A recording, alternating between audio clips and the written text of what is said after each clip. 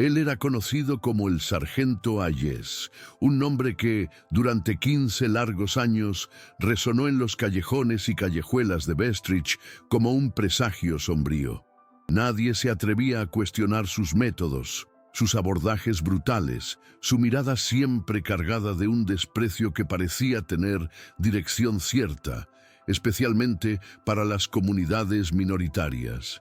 Era como si un aura de impunidad lo envolviera, una especie de escudo invisible tejido por la corrupción que corroía las entrañas del propio departamento de policía.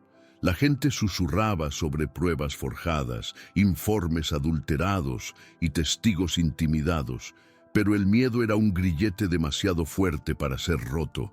Hayes había construido su imperio de terror ladrillo por ladrillo, pavimentando su camino con el silencio atemorizado de aquellos que eran sus víctimas. Su ego se inflaba cada día, alimentado por la certeza de que estaba por encima de cualquier ley, intocable, inquebrantable. Se movía con la arrogancia de quien detenta el poder absoluto sin preocuparse por las consecuencias, ciego al abismo que su propia soberbia cavaba. Era una danza peligrosa y el ritmo, él lo sabía, era dictado por él. El día fatídico, que cambiaría la clave en su vida y en la de tantos otros en Bestridge, comenzó sin grandes alardes, como cualquier otro día gris en que la rutina dictaba las reglas. El foro, un laberinto de corredores y salas, parecía exhalar un aire pesado de formalidad, pero nada indicaba que aquel sería el escenario de un acontecimiento tan explosivo.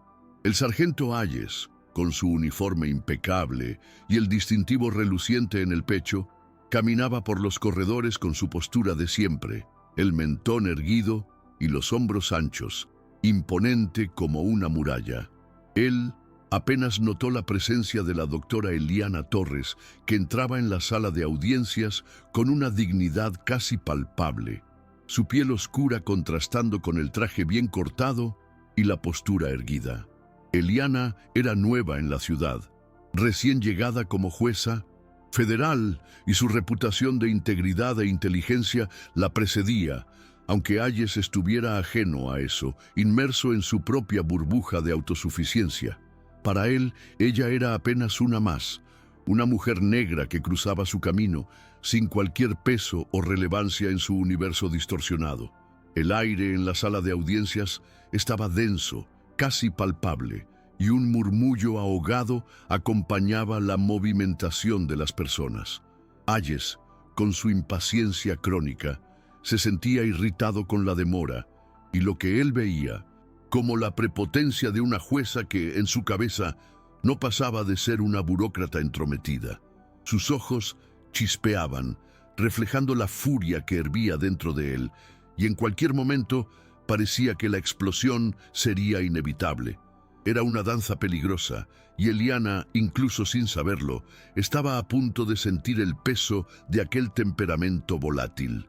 Entonces, en un arrebato de rabia y descontrol que chocó a todos en la sala, Hayes extendió la mano y le dio una bofetada en el rostro a Eliana. El seto sindapund, sonido seco resonó en el ambiente, y por un instante un silencio aterrador quedó en el aire, casi como si el tiempo se hubiera congelado. Era un acto impensado, un reflejo de su autoritarismo, un gesto de pura dominación que, sin embargo, sería el detonante para su propia ruina. La imagen de aquella bofetada, capturada por una cámara desprevenida, pronto ganaría el mundo, convirtiéndose en la prueba irrefutable de lo que Bestridge hacía tanto tiempo temía. El choque inicial dio lugar a una ola de indignación silenciosa en la sala. Los testigos presentes apenas podían creer lo que acababan de ver. Hayes, con su semblante intocable, parecía no darse cuenta de la gravedad de su acto. Para él era apenas una demostración más de poder, un recordatorio de quién mandaba. Pero Eliana, a pesar del rubor que subía por su rostro y del ardor de la bofetada, no reaccionó con furia. No hubo gritos ni escenas dramáticas. Su reacción fue la de una dignidad casi glacial. Ella apenas tocó el lugar de la bofetada, como si quisiera sentir la extensión de la afrenta, y sus ojos, antes serenos, adquirieron un brillo de determinación gélida. No era rabia lo que se veía en su mirada, sino una resolución inquebrantable. Allí, en aquel exacto momento, delante de la humillación pública, Eliana Torres no pensó en represalias inmediatas, sino en justicia. No sería un embate de fuerza bruta, sino de estrategia e inteligencia. Aquella bofetada, que para Hayes significaba dominación, sería el detonante para su caída. El vídeo del incidente se esparció como fuego en paja seca. En pocas horas, Bestridge entera y pronto el país estaban chocados con la audacia del sargento. La conmoción pública fue un tsunami, y Eliana, en vez de esconderse o dejarse abatir, usó esa ola a su favor. Ella sabía que la indignación popular era una fuerza poderosa y no la desperdiciaría. Su calma y dignidad, que podrían haber sido interpretadas como debilidad por Hayes, se mostraron su mayor arma. En silencio, pero con una convicción férrea, la jueza Torres comenzó a mover sus piezas en el complejo tablero de la justicia. Lo que parecía ser apenas un acto aislado de agresión se revelaría la punta de un iceberg de corrupción. Ella no buscaría una venganza personal, sino la erradicación de un sistema podrido que permitía que hombres como Hayes actuaran impunemente. Aquella bofetada no sería olvidada. Sería el gatillo para una revolución silenciosa pero implacable que barrería la suciedad de Bestridge.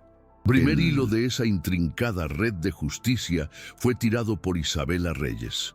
Una joven y dedicada asistente de fiscalía, Isabela había pasado los últimos 3 años trabajando en las sombras, compilando meticulosamente un dossier paralelo.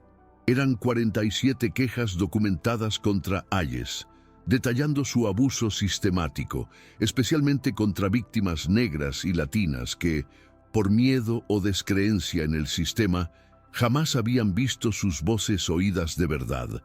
Ella guardaba aquel tesoro de informaciones como un secreto, esperando el momento cierto, y el momento llegó.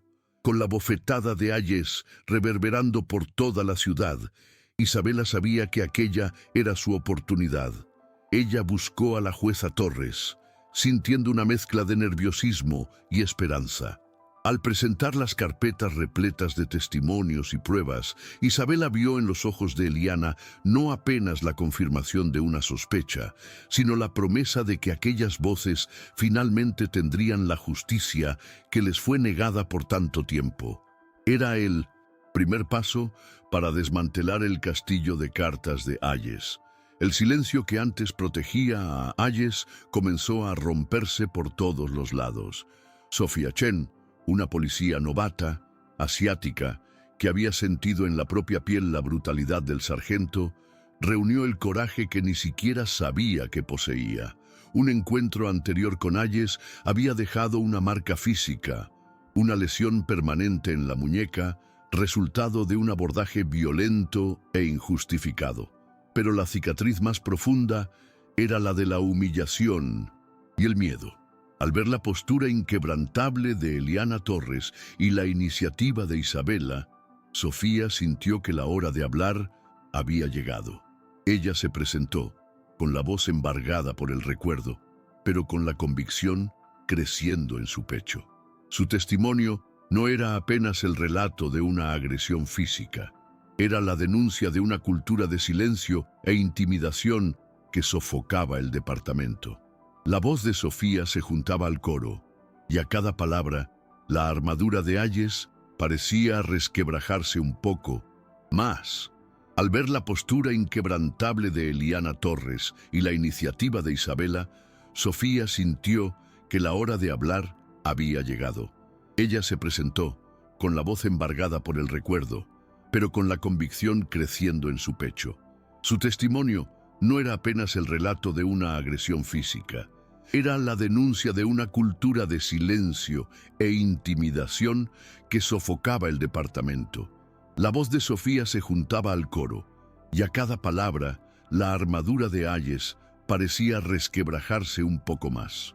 Aquella muñeca lesionada, que ella por tanto tiempo escondió bajo la manga del uniforme, ahora era un símbolo, una herida abierta que hablaba por sí sola. Ella recordaba el dolor agudo, pero más aún la humillación, la mirada de desprecio de Hayes que la hizo sentir menor de lo que realmente era. Pero en aquel momento, delante de la perspectiva de justicia, el dolor parecía pequeño cerca de la fuerza que nacía en su pecho. No era fácil, el miedo aún rondaba, pero la esperanza era mayor. La historia estaba madurando y necesitaba de alguien que la llevara al conocimiento de todos. Amara Johnson, una periodista intrépida y con olfato para la verdad, entró en escena. Con las informaciones detalladas de Isabela, el testimonio valiente de Sofía y la conducción estratégica de la jueza Torres, Amara vio la oportunidad de desmantelar no solo la reputación de Hayes, sino todo el escudo azul que lo protegía. Ella sabía que esa no era una historia cualquiera. Era la oportunidad de exponer una herida abierta en la ciudad, de dar voz a los que fueron silenciados y de finalmente traer la luz para la oscuridad que encubría la verdad. Amara sentía la responsabilidad pesando sobre sus hombros, pero la adrenalina de estar a punto de desvelar algo tan grande la impulsaba. Cada detalle, cada conversación, cada documento se convertía en una pieza crucial, en un rompecabezas complejo que ella estaba determinada a montar. Ella se sumergió de cabeza en la investigación, cavando hondo, verificando cada detalle, cada denuncia. Amara no quería apenas un reportaje sensacionalista. Ella quería la verdad desnuda y cruda, que expusiera las entrañas de la corrupción policial en Bestridge. Cada entrevista, cada documento analizado, traía a la luz una realidad aún más sombría de lo que se imaginaba, y a cada nuevo descubrimiento, la certeza de que estaba en el camino cierto se fortalecía. Era un trabajo exhaustivo que exigía paciencia y persistencia, pero la imagen de tantas vidas, arruinadas por la impunidad de Hayes, la mantenía firme. Ella se veía como un puente entre el dolor de las víctimas y la esperanza de un futuro más justo, un futuro donde la corrupción no sería más una sombra sobre Bestridge. En medio a esa torrente de revelaciones, surgió un nombre que prometía cambiar el juego de una vez: Dr. Marcus Wilson, exmédico del Departamento de Policía. Él había sido misteriosamente apartado años antes, luego después de intentar denunciar el comportamiento abusivo de Mindo Vicintes Hayes. Su despido fue un encubrimiento claro, pero Marcus, un hombre de principios, no se calló. Él guardaba consigo un acervo de pruebas incriminatorias. Aquel archivo no era apenas un montón de papeles, era su conciencia pesada, la memoria de cada paciente que él vio ser víctima de la violencia de Hayes y que tuvo sus lesiones minimizadas o ignoradas. Él sabía que lo que guardaba podría explotar el esquema de corrupción, pero el miedo a represalias era real. No obstante, el coraje de Eliana, Isabela y Sofía lo hizo ver que no estaba solo. La hora de exponer la verdad, de finalmente librarse de aquel fardo, había llegado. El doctor Wilson había mantenido registros minuciosos de prontuarios médicos falsificados, informes forjados que minimizaban lesiones de víctimas de Hayes, e incluso informes que atestaban la sanidad del sargento en situaciones en que él claramente presentaba brotes de agresividad. Su llegada al caso fue un divisor de aguas, la pieza que faltaba para conectar los puntos y mostrar la extensión de la conspiración dentro de la corporación. Él se sentía aliviado al finalmente poder compartir lo que había visto. Aquel peso que cargaba por tantos años, el miedo de ser represaliado, el sentimiento de impotencia, todo parecía disiparse en el momento en que él entregaba las pruebas, las palabras, las verdades que estaban atascadas en su garganta. No era apenas sobre Hayes, era sobre el sistema que lo protegía, y Marcus sabía que su contribución sería fundamental para derrumbar todo. El juicio de Hayes se convirtió en el centro de las atenciones, una verdadera arena donde la verdad y la justicia luchaban contra años de impunidad. Cada testimonio, cada prueba presentada, era como un golpe certero en el pilar de su arrogancia. La defensa intentaba descalificar a las víctimas, inventar narrativas, pero la montaña de evidencias era aplastante, innegable. La presencia serena de la jueza Torres, conduciendo los trabajos con una firmeza inquebrantable, garantizaba que todo transcurriera dentro de la más estricta legalidad.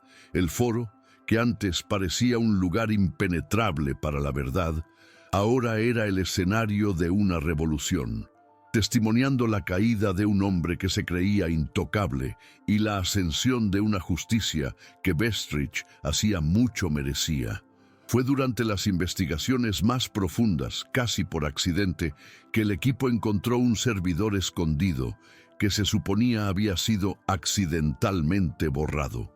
En él estaban las imágenes brutas de las cámaras corporales de los policías, incluyendo las de Hayes, y lo que esas grabaciones revelaban era aún más perturbador. Escenas de abuso explícito, de pruebas plantadas, de amenazas descaradas, todo capturado con una nitidez cruel.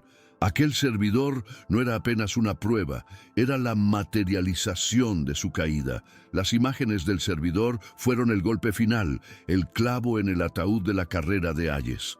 La defensa no tenía más para dónde correr y la indignación pública crecía a cada nueva revelación. La justicia, lenta y metódica, seguía su curso y no había más escudo azul que pudiera protegerlo. El hombre que antes se sentía intocable, ahora veía su mundo derrumbarse, ladrillo por ladrillo, delante de sus propios ojos. La máscara cayó, y la cara de su reinado de terror fue expuesta para todos. La condena de Víctor Hayes fue unánime y ejemplar. Él fue sentenciado a 25 años de prisión, un periodo que parecía justo delante de la extensión del sufrimiento que causó. Pero la justicia no paró por ahí. La investigación se profundizó y el jefe Gordon Parker, que por tanto tiempo encubrió y protegió a Hayes, también fue expuesto y procesado. Aquel día no era apenas el fin para Hayes, sino el inicio de una limpieza hacía mucho aguardada. El impacto de aquel día, que comenzó con una bofetada y terminó con la condena de un tirano, resonó por Bestridge de una forma que nadie podría haber previsto. La ciudad, antes sofocada por el miedo y por la corrupción, respiraba un aire nuevo, más ligero, lleno de esperanza. Las calles parecían diferentes. Los rostros de las personas cargaban un semblante de alivio, de una libertad recién conquistada. Era como si un peso enorme hubiera sido quitado de los hombros de toda una comunidad. Las reformas en la policía vinieron en cascada, rápidas y necesarias. El viejo sistema fue desmantelado y nuevos protocolos de conducta fueron implementados. La transparencia se convirtió en la palabra de orden y la responsabilización una realidad palpable. Por primera vez en mucho tiempo, los ciudadanos de Bestridge sentían que la policía estaba allí para protegerlos y no para oprimir. Era una transformación profunda, que iba más allá de las leyes y de los papeles, reflejando un cambio cultural en el corazón de la institución, donde la confianza, antes frágil, comenzaba a ser reconstruida con cada acción correcta y justa. Uno de los símbolos más marcantes de esa nueva era fue la ascensión de Sophia Chen, la policía que, por años, convivió con el miedo y la violencia de Hayes y que tuvo el coraje de denunciarlo, fue nombrada capitana. Su liderazgo, basado en empatía e integridad, era un contrapunto gritante a la antigua guardia. Ella representaba el cambio, la prueba viva de que el sistema podía ser purificado, de que la justicia podía prevalecer. Sus ojos, antes llenos de aprensión, ahora brillaban con la esperanza de un futuro más justo para la comunidad. Un futuro que ella, en parte, ayudó a construir con su bravura y persistencia. Aún fue creado un nuevo Consejo de Supervisión Civil compuesto por miembros de la comunidad que actuaba de forma independiente para fiscalizar las acciones de la policía. Era una voz directa para el pueblo, garantizando que los errores del pasado no se repitieran. La confianza, antes perdida, comenzaba a ser restaurada ladrillo por ladrillo en la medida en que la comunidad veía que sus voces eran oídas y sus preocupaciones llevadas en serio. Ese consejo se convirtió en un enlace vital entre la corporación y los ciudadanos, un verdadero portal para la transparencia y la responsabilidad. Y, en un acto de reparación histórica, 37 individuos, injustamente condenados por Hayes y su red de mentiras, tuvieron sus sentencias revisadas y fueron exonerados. Aquel día se convirtió en un hito, un recuerdo constante de que la dignidad, el coraje colectivo y la búsqueda incesante por la justicia pueden, sí, desmantelar las estructuras más opresoras y transformar una ciudad. Para muchos de ellos, fue el fin de una pesadilla que duró años, una oportunidad de recomenzar la vida con la dignidad que les fue brutalmente robada. La libertad reconquistada era el mayor testimonio de que la verdad, por más dolorosa que fuera, siempre encontraría su camino. El día de la bofetada en el rostro de Eliana Torres no fue apenas el fin de Víctor Hayes. Fue el punto de inflexión para Bestridge. Aquel día, marcado por la audacia y por la respuesta digna de una mujer, se transformó en un catalizador para un cambio sin precedentes. Hasta hoy, años después, la memoria de aquel incidente sirve como un recordatorio constante del poder de la resiliencia y de la importancia de luchar contra la injusticia. La ciudad floreció, y la historia de cómo una sola bofetada desmanteló un sistema podrido es contada y recontada, inspirando a todos sobre cómo la dignidad y la búsqueda por la verdad pueden, de hecho, cambiar el mundo, mostrando que la justicia, incluso tardía, siempre encuentra su camino para prevalecer.